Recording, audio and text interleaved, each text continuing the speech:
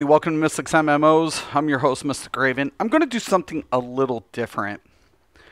So, disclaimer, this could have potential spoilers if you have not completed the MSQ in Final Fantasy XIV, and if you don't want any potential spoilers being heard, you might want to refrain from watching this video.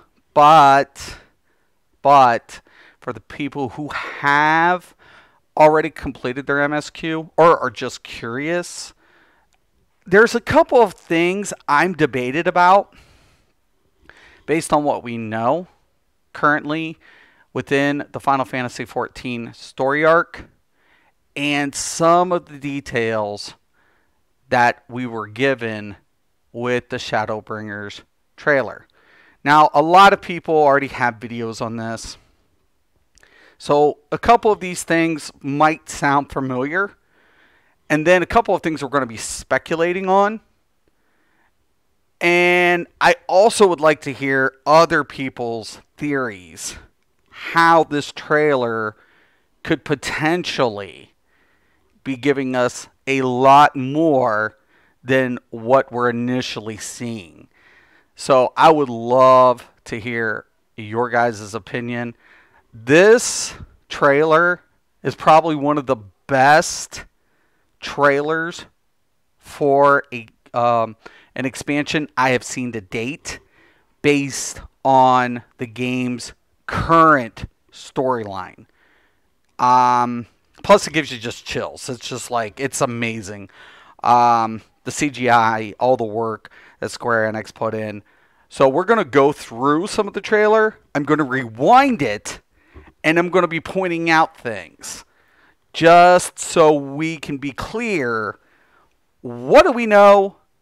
What could be potentially presented? And how could this affect you, the Warrior of Light? Okay, let us begin here.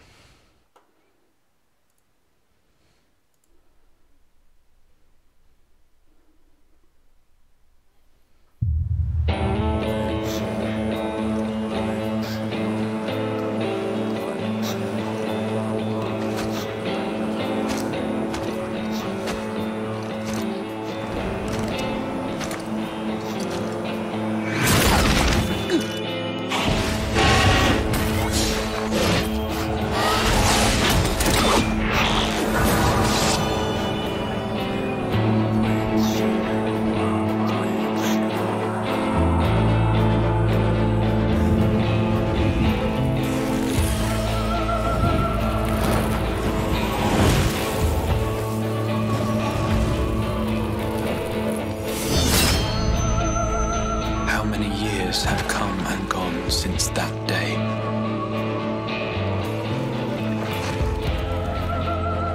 How many years have I waited for this moment? For the one that stood alone against the storm.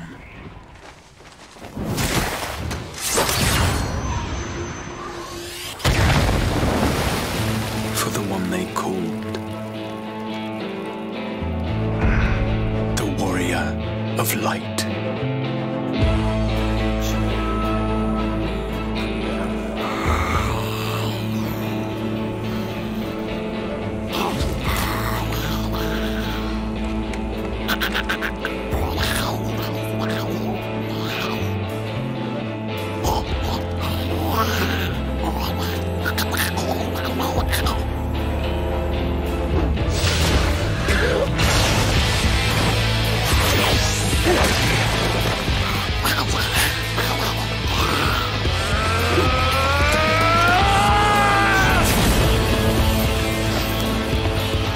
Sayest thou, Master Matoya? We may accept this fate, or defy it, but we cannot deny it. Deny? I am not wont to run from my troubles.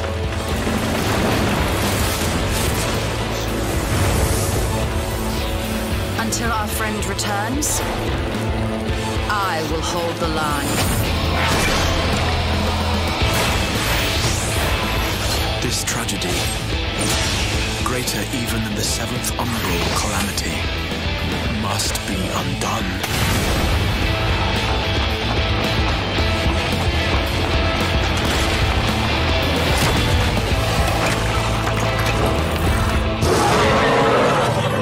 This town certainly has changed, and not at all for the better.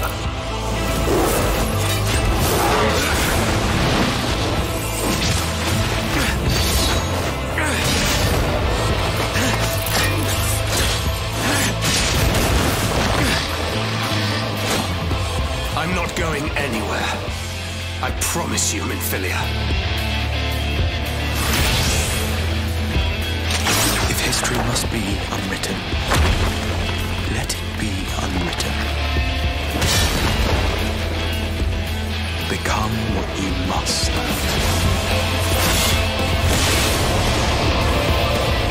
Become the warrior of darkness.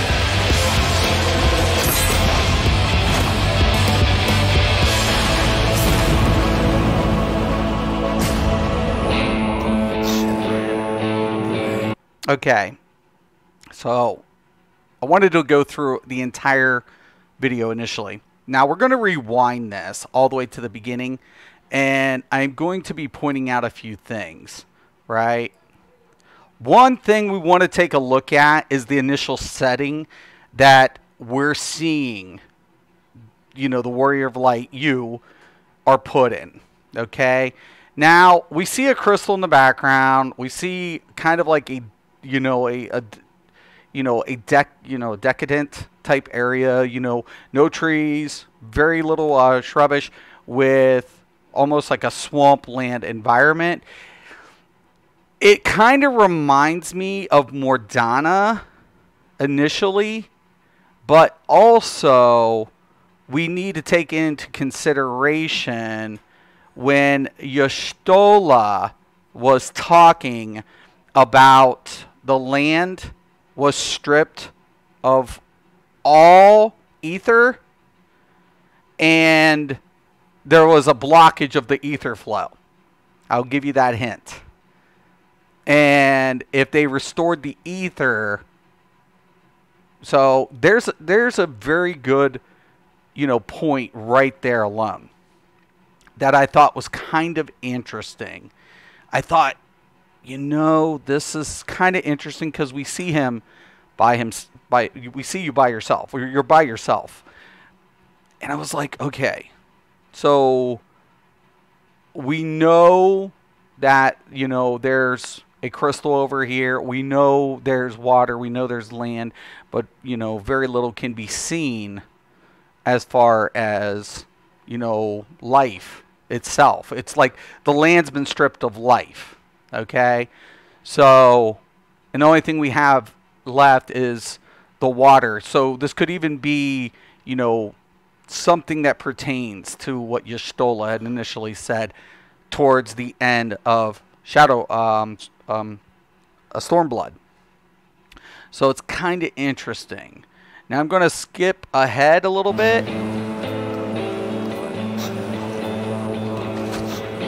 And you see that, you're walking, you're stumbling. There's a tree in the background, and it's starting to wilt. We see the leaves kind of. Now, here's the echo.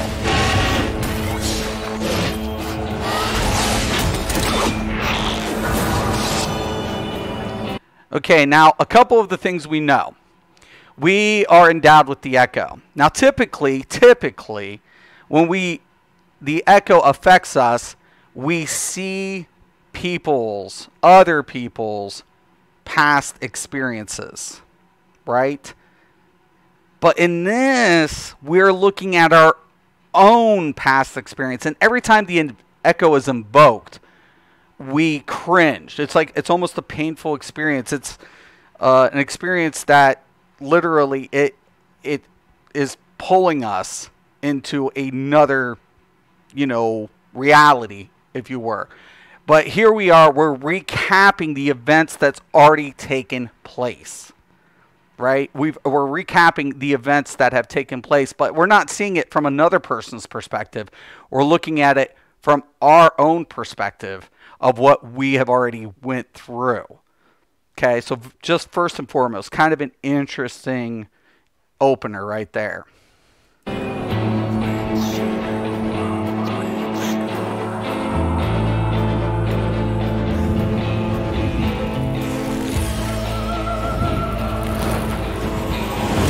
Now here we see the flags, right, on the hill. The Alliance flags, you know, of all, at the end, all these different areas of Eorzea and beyond, you know, formed up to take out the Empire. So we see the flags. And on this hill, you know, of battle, all the Alliance flags are present, right? Meaning this is where we're leaving. This is where we're at right now. This is where it's being left off at. But we see the flags blowing against the flames. Okay? And there is the Empire's flag. A solo flag off within the distance. And as you can see, we're fighting, you know, the Empire. But here's the thing. Watch what he says. How many years have come and... How many years? It's kind of interesting. How many years? Not concurrent. How many years have come and gone? ...gone since that day. Now here we see the prince, or... spoiler alert, the Ashian who now inhabits the prince's body. Right? And when we leave off in Stormblood, we see him in this outfit. You know, he's put the mask on, he's geared up, and he's marching towards us. So the beginning of Shadowbringers is going to put us right here. I'm speculating this is where we're going to start our story in Shadowbringers, right? It said to be continued, and we see the Ashian literally gearing up, heading into battle. But remember, he's reflecting on past events. So, heads up. How many years have I waited for this moment? For the one that stood alone against the... For the one who stood alone. So, if we're to start at this point, why are we standing alone? Because all of our friends are put in a state of coma. Their ether flow has been taken from their bodies, right? So we're alone. We're having to stand by ourselves without our allies present to face this threat. But once again, it's reflected in years. That's what I find very interesting in the wording. Storm.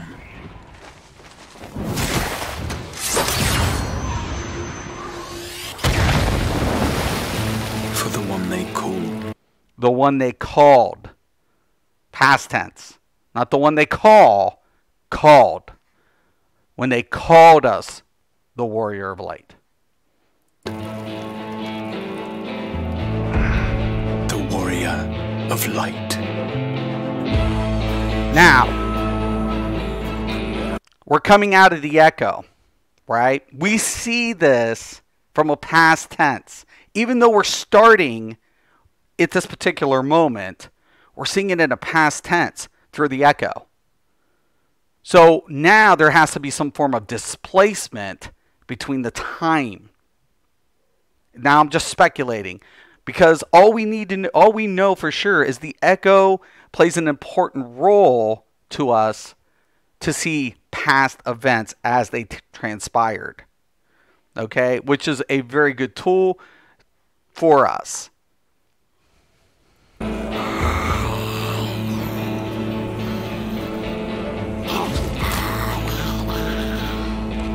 No fight left to fight. No life. No life left to live. Why? Because life is being drained. And from who? We'll be getting into that.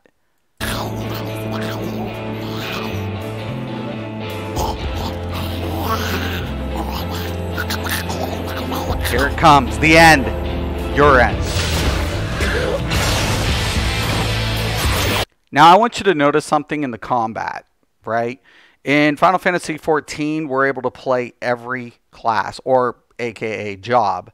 So we're literally transforming from the bard to the warrior. And throughout this sequence, we're transforming at lightning speeds without any hesitation. And I'll be getting into a theory later on, but I want you guys to pay attention to that. It's a good reference, and once again, we're speculating, but I really thought this was interesting how they encumbered all of the combat roles within this video.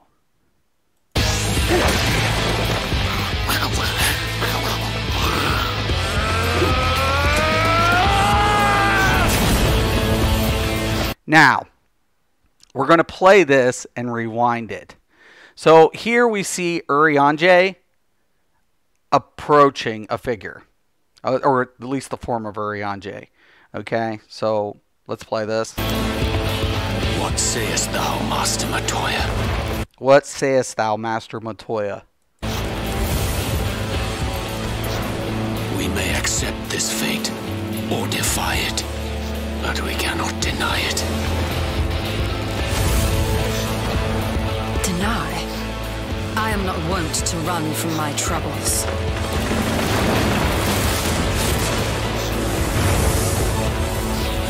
Until our friend returns, I will hold the line.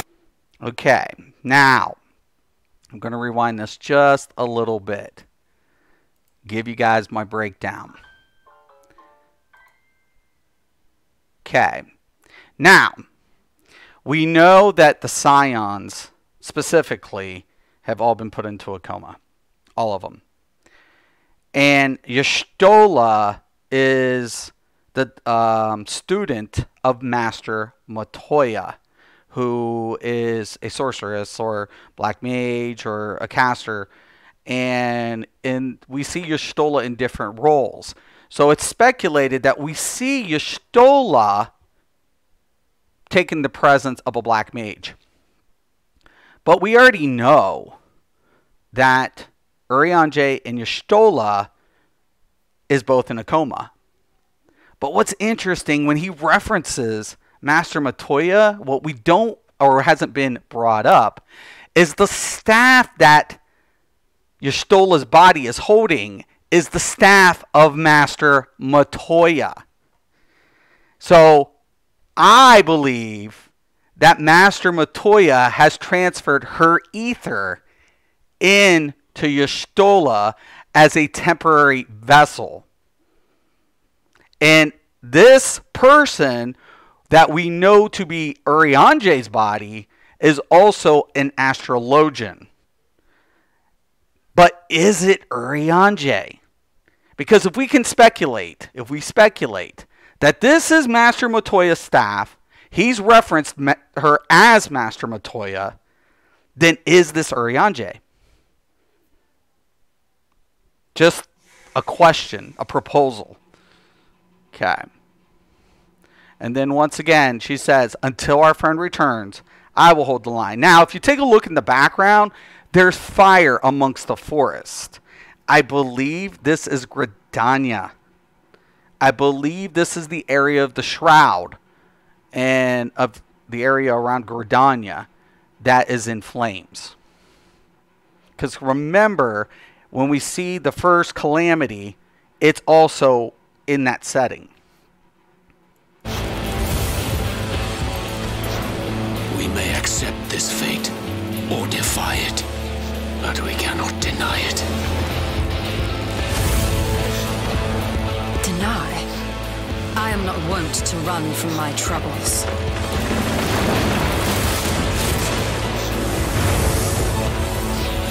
Until our friend returns, I will hold the line. This tragedy, greater even than the seventh umbral calamity. Okay. This tragedy, greater than the seventh umbral calamity. Now, it's kind of interesting because during Heaven's Ward, you know, it was mentioned that Hydaelyn has witnessed all of your calamities. And the great calamity is when people forgot. That is the most interesting part to me. That it's referenced in the calamity. When we see in Heaven's Ward that you are referenced within the calamity. Right? For some reason, it's never specified, but you're referenced. Nevertheless. And now we also know that there's a struggle, a balance between the light and the dark. Okay? So let's continue. Must be undone. It must be undone. It has to be undone. Right? It has to be. But how do you undo something that's already been done? How do you do that? Now this is interesting. We're going to get into this. So we see the gun blade. We see a man, you know, whisking a woman off. Now if you take a look at the staircase, okay, we're going up, right? Like from a cavern of some sort, up into a building, okay? Which is crazy because we see the chains, we see all this stuff. Okay, here we go. Now when we exit, we're exiting in a building that reminds me of Reverence Toll. The way the architecture's set up. Now, I can't confirm that this is Reverence Toll, but it's funny what Thancred says here. Now, it could be somewhere else, but it's kind of reminding me. But once again, we see a bridge, and we just came up from a cavern.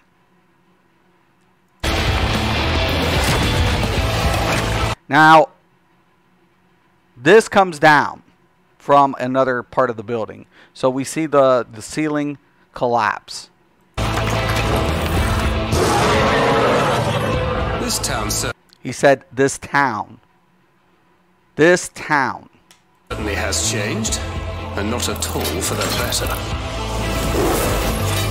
Now we see the temple, and I'm literally wondering if this is also potentially Ildashire, or the place in Heaven's Ward, because we see staircases like that, but coming up from a cavern, but it definitely has a temple type environment. So if it's not Reverence Toll, it very well could be this area as well. Because we see almost a Catholic setting in the pillars. Candles.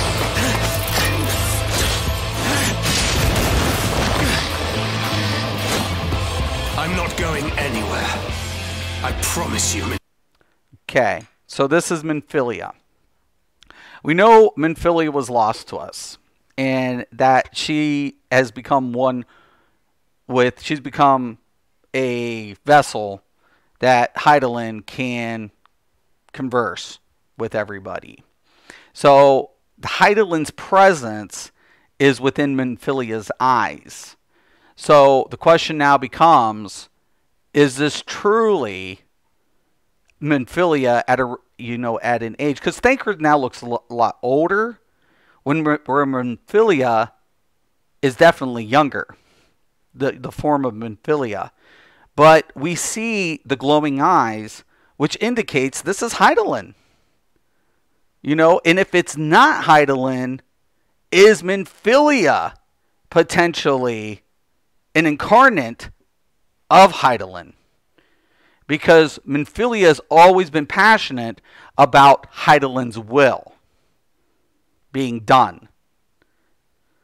And this one's a hard one in how it will play an important pivotal role within the main plot.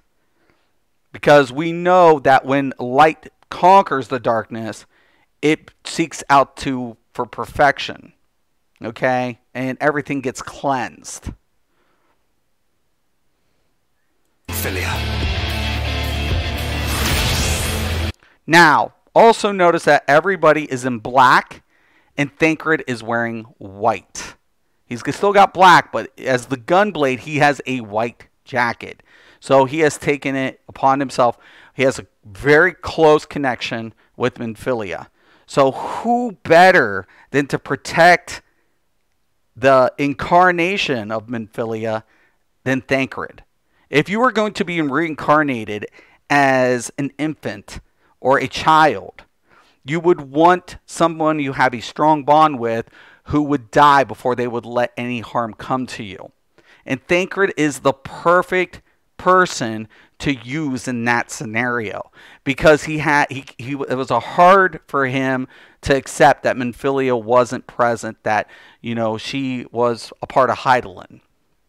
And this is really intricate, because this could set. Now, this is in a future tense. Remember, we got reference for Master Matoya, right? Everybody's in coma, but Thancred's present, right? But we know Thancred was the first to fall into a coma. He was the first one.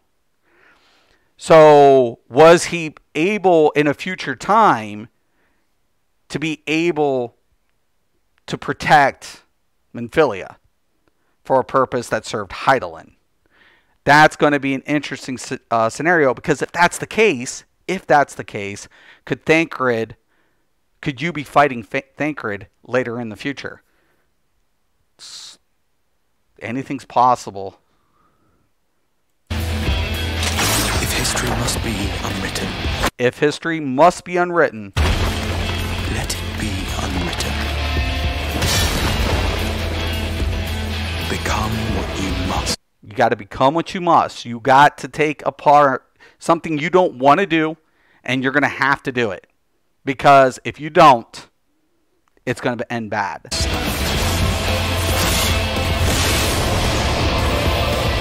Become the warrior of darkness. Okay, now, we got to also a reference with the Warriors of Darkness, also before Stormblood, right? We got the reference of the Warriors of Darkness that served the Ashian purpose to save their world. And now we're becoming the Warrior of Darkness for the same reason, to save ours. But how does that fit in with the calamity that we were referenced to? And we see also in 5.0 the capability of being able to play on the other servers. Okay, so that's really kind of interesting. So you're going to become now the Warrior of Darkness. You were the Warrior of Light. It was mentioned in past tense through the echo of you remembering. Then we transform into the Warrior of Darkness to save our world, but we have to unwrite history to do so. So is there a way for us to travel through time, through space and time, to unwrite what we've done and to erase the memories that the echo has, shown us in the beginning of the video? So basically, if we're unwriting history, we're also forgetting everything. In the Great Calamity was the time that everybody forgot. Think about it. Think about that just for a second. Let that sink in. Very, very interesting. Also, the ability to transform in the middle of combat. Speculation. The ability to transform in the middle of combat to a job. Could we be looking at something in the future that allows us to do so in-game? To be able to go from one role to the next with the click of a button? I'm speculating. I'm not anticipating it.